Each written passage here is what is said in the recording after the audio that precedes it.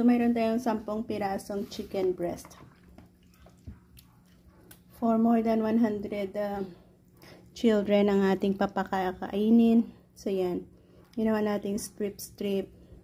I-deep-fry natin yan. And the same time, may mga kasama yung cheese lumpia at spaghetti. 10 kilong chicken breast ang ating ginagawa. Ating i-deep-fry ito para malagay natin sa lunch box nila.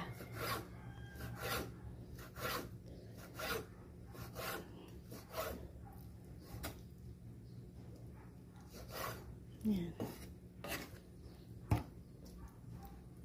So, ganito lang kaliliit. Once na ma-deep fry na natin yan, kasabay ng spaghetti, bread, at saka cheese lumpia. Ang dami na yan. Ayan.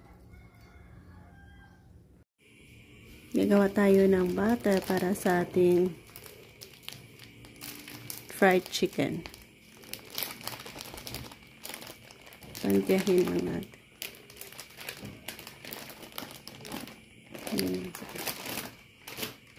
Tapos, 2 kutsarang, ayan ay all-purpose flour. 2 kutsarang baking powder.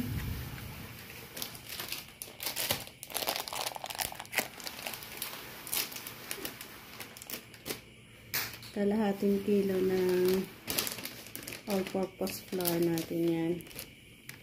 And then, lagyan din natin ng 200 grams. Hatiin natin yung 500 cornstarch na ito.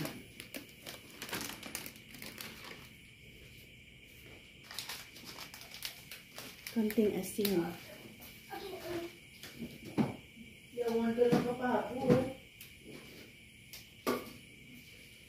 Lagyan natin konting asin.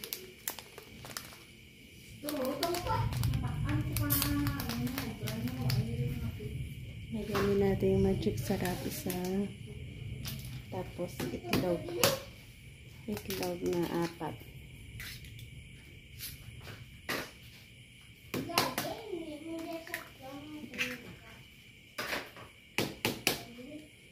Tatlong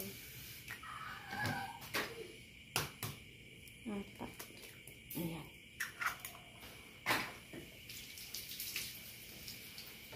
Haluin.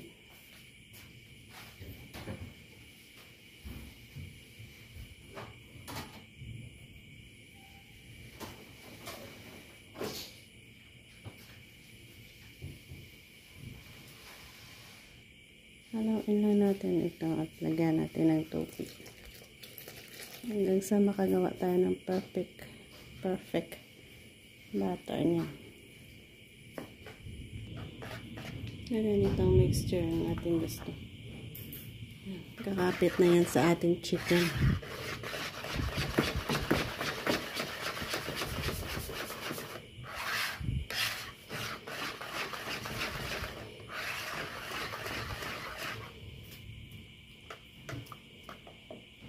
Yan, ito na yung chicken natin. Gagamitin natin ay yan, bread crumbs.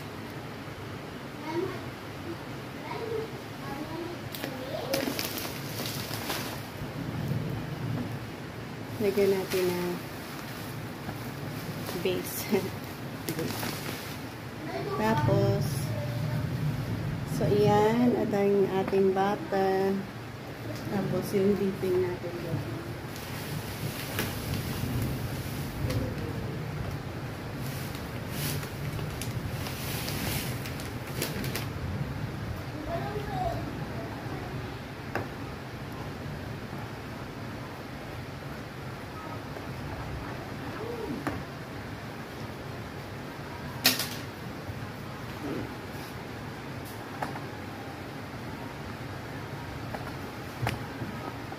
Kuha tayo isa.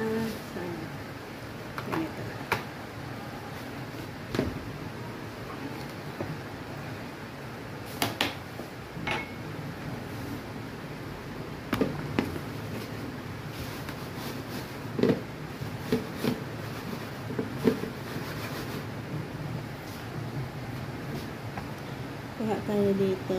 I-dip natin dyan. Next. Coat natin dito.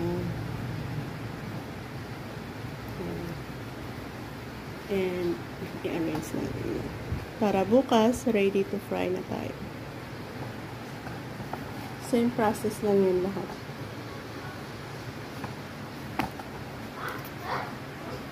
Yan. Take one. I-dip. Tapos, lagay dito.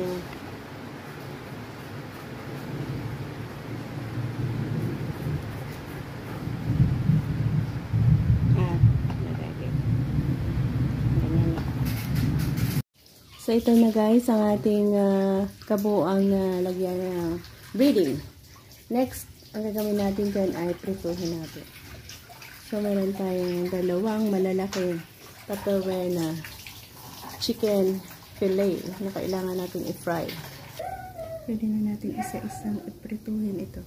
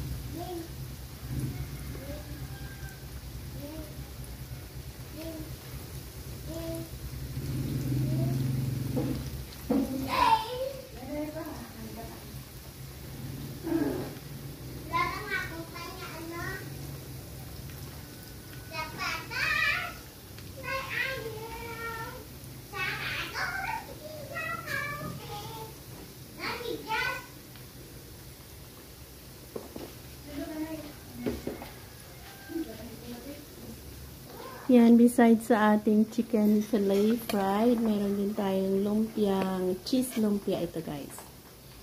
Yan ang ating partner ng spaghetti at bread, ang cheese lumpia at fish fillet natin.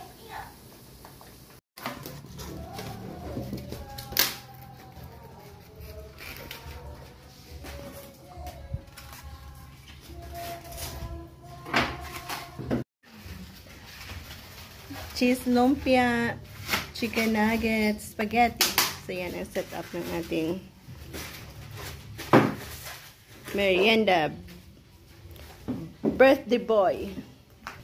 Real. So, may bread pa tayo yan. Pang lunch na naman. And, of course, madami pa tayong spaghetti.